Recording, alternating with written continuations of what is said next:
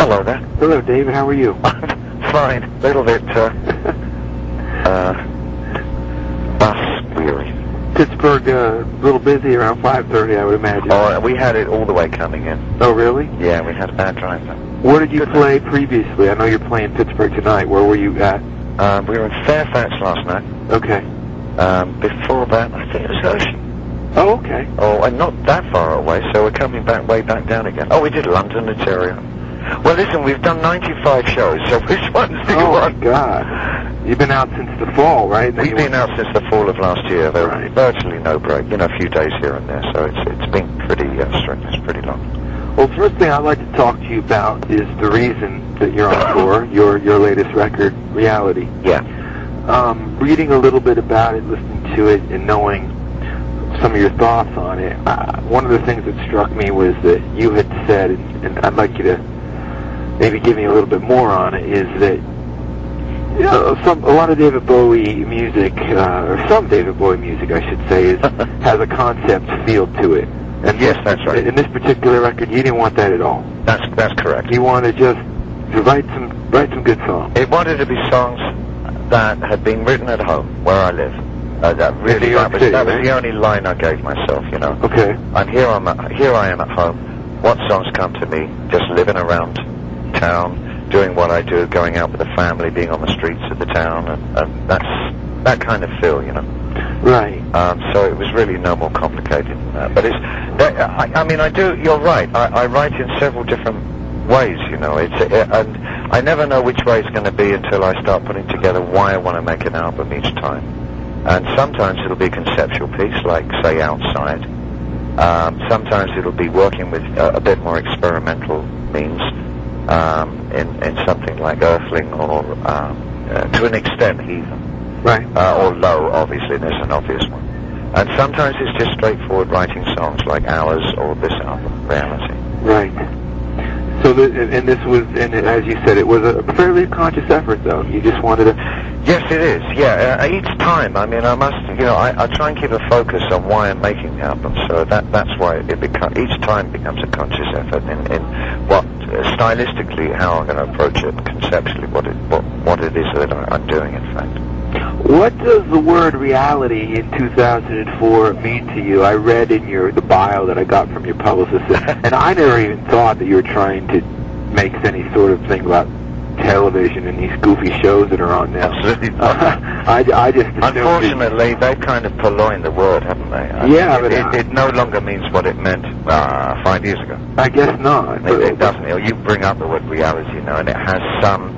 It's tied intrinsically with the media and with television particularly, and with a certain kind of game show. I mean, they kind of pulverize the word. What does it mean to you?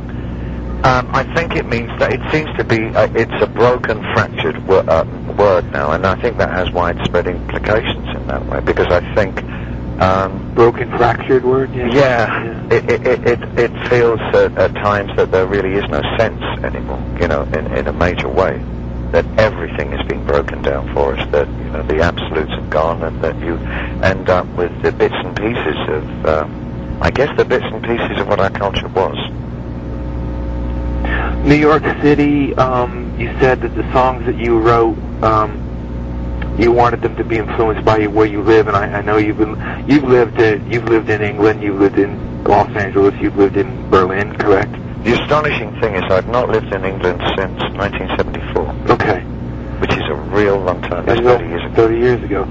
So I think the majority of my time has been spent in the States. But how long now have you been living into Europe, into Switzerland and Berlin. Now I've been living in New York since approximately 1990. Okay, so you've been back in New York for quite a while now. Yeah.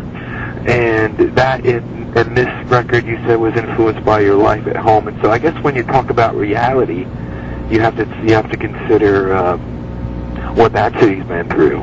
Sure, I mean, for me, it's idiosyncratically a New York reality. I mean, it's really the hub of the nation in some ways. Mm-hmm. And I think that, you know, it's kind of an implosion there because of the obvious tragedy that happened in 911. And after that, the gradual picking up the pieces. And I think now you're finding kind of a New York coming out of all that. New York physically as well as intellectually, because physically things are going on there. There's a whole restructure of Lower Manhattan. Yeah. There's new patterns of behavior. The artists are all starting to move out to maybe Jersey or Brooklyn, you know, and so the vibe is becoming very different. Right. But it's always been. I mean, it's never been without action. New York. There is. David Bowie put it very succinctly once. He said the reason he loved living in New York, and he told me this. He said, "You look out a window and somebody falls down." That's very David Bowie. But I think that actually is a great visual pictogram of what actually New York is. You know, something's always happening. Now, what about your daughter? Is she 4 now? Yeah, she will be in August. What's her name? Alexandria. Alexandria. Now, has she crept into your writing at all in any ways? How you perceive reality? Certainly not crept in as a persona, or I've not sort of dedicated songs to her, not that way. Like that. But certainly in terms of how I rethink things just before I write them down. How many children do you have, David? I have just 2. Okay, your son's probably in his 30s now. Oh, he sure is. Right. And my daughter. Okay. Now, there have been times in your career where you have... I must point out that I also have a stepdaughter. Okay. From my wife, Iman. For your marriage. There have been times in your career where you've said that you didn't want to tour anymore, and then there were times in your career where you said, I don't want to play my hits, so-called hits anymore. That's right. But then you come back to them, and I read somewhere where you said that the reason you were able to embrace them again is because you're more comfortable with yourself as a songwriter now. Yeah, several things happened over a short period of time, and I think it probably came in around the middle 90s. What was happening there is that I believe that I was starting to feel that my strengths as a writer were indeed still there. I was getting, not overconfident, but I was certainly getting more confident of what I was doing as a writer in the early part of the 90s. And when I started doing proper little tours again in the mid-90s, around 95, 96, I realized that I was actually starting to enjoy the performance with these new songs. And it all kind of, it galvanized itself to around the end of the 90s, where I really felt that what I was doing was strong enough to be able to put in some of these old invincible hoary chestnuts, you know, like Life on Mars or whatever, what you name it, you know. Right. And it was at that point that I really got happy about being a performer, because I found that I could quite enthusiastically work with any period that I'd been writing, and that it was all feeling really anchored, rooted. It really felt right, you know, and the songs were working together, shoulder to shoulder, very well. I just felt comfortable with all my material. Now, you used the words performer, and we talked about songwriter. Yeah. But the one word that I don't hear when we talk about David Bowie very much, and I just think you have a very commanding voice. I think I like the way you sing. Thank you very much. I mean, how do you view yourself as a vocalist? Well, again, you know, I wasn't. I don't think I've ever seen you ask that question, so I wanted to ask you. I'm not. I was never. I really wasn't that big a fan of my voice at all. I mean, it functioned okay for me to be able to do my songs, but I never really thought of myself so much as a singer. That's why I think probably I had no problem in playing around with it so much and adopting different styles of singing to suit different songs. Because I didn't take it too seriously that this was my forte, you know. When you listen to the chorus though to a song like Let's Dance, there's an authoritative tone there. Yeah. Yeah, but it's like it's a different singer from the guy who's doing Hello Space Boy from the Outside album. Sure. It's like, you know, if there was still any furtherance of the idea of characterizations, it was that I would interpret a lyric in a particular kind of way to suit a kind of voice that I thought might be right for that song. So I guess that may be still my peculiarity, is that I do tend, and even on stage I find that I still tend to change my voice to suit the song. But I guess that's what makes me what I you know, That sounds like what a cliche. you are. Makes me what I am. Sure. That's kind of how I approach things, you know, and it's possibly different from most other people, but for me it works, you know, and thank God it seems to work for my particular audience as well. They appreciate that, you know. Well, that kind of leads in well to my next question, because, you know, one of your favorite popular songs is Changes, and you've been sort of defined throughout your career as, you know, this almost like, don't you dare say. I'm not going to say the word chameleon. But, you know, I mean, good man. You see that with Madonna a lot. You know, they use that word with her and people that are able to... Yeah, the reinvention thing and all that. Reinvention thing and all that, sure. I mean, but, you know, I guess my question for you would be, you know, calculated or just, hey, I'm in a different vibe than I was 3 years ago. Well, I would think it's evolution. Yeah, right? yeah. You know, it's real hard to know exactly quite what the word calculated means in this particular context. Right. It calculated. Bored with what you did before, it could be that simple, right?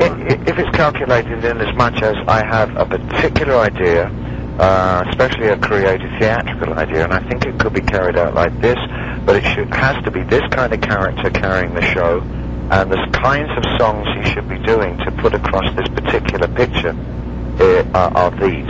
That's calculated, yeah, but in a positive way. You know what I mean? It's not like, I guess it's like, the other definition is calculated as something kind of devious, but I'm not quite sure what the devious... Right. I'm not quite sure how the devious part would apply to somebody who puts on different kinds of stage productions. Right. Which would apply to the early part of my career. Right. That changed, I think, a lot when, you know, I got more and more involved in the actual recording as being my chief focus, you know, and it really ended up with me that because I wasn't that particularly keen on performing too much, it was a way of getting my songs known, yeah, but it was at that time wasn't something I was overly fond of. My heart really went into the recording and the structure of songs and writing and trying experimentations and all those. That they were a natural thing. It wasn't a calculation of mine to try and be different all the time. Now that's how I suppose you could use it, you know, as a calculation. But I distrust the word calculation in that way. Maybe I'm not even sure if evolution is right, because I think that implies that you're going somewhere. I'm not, you know, like all art. I'm not sure there's any evolution going on. Honestly, I think frankly that nearly every all artists work around. Maybe they're lucky if they have 10 subjects between all of us that we actually deal with to some extent. You know, a big basket for each subject, but maybe 10 or 12 subjects. And I think that art is just about re-expressing those emotions and those sentiments about something in a different way each time, trying to look at something from a different angle. And so I'm not sure. Yeah, it is, because I'm quite sure that I don't do much more than 3 or 4 things. They're usually things like isolation, abandonment, and that seems to be the kind of thing. It's a bit miserable in its own way, but it seems to be the kind of thing that I deal with, and spirituality to a certain extent. But I do come at it I do come at it very, very differently every time I make an album, or not so much with shows these days, because it's just generally me singing, but the albums themselves I try and reference things differently as time is, you know. I guess that's what I do. Now the tour that's coming here, you're coming to Scranton on the 27th. That's right, yeah. It's a less theatrical production. Far less. You really just got a good band with you. Well, if I tell you it's a t-shirt and jeans type show, believe me, that's what it is. Okay.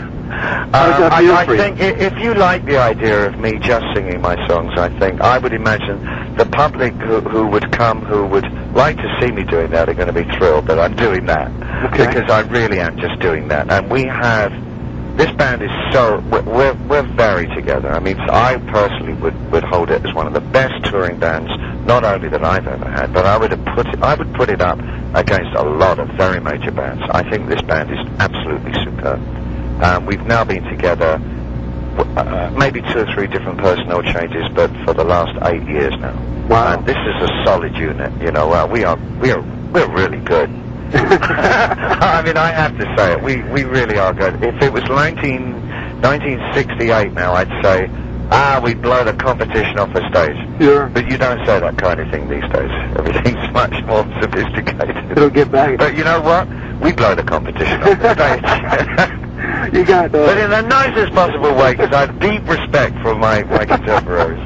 And you have mixed set lists of old and obviously a lot from the last 2 records, right? That's right, yeah. We're working with a pool of about 60 songs. Wow. Yeah, I know. But that's this set list a lot every But the night? thing is, you can't come up with that, you see, until you've been touring a few years. Right. So every time we go out, we add another 15 songs or so. So we've collected now. We've got 60 things we can draw from.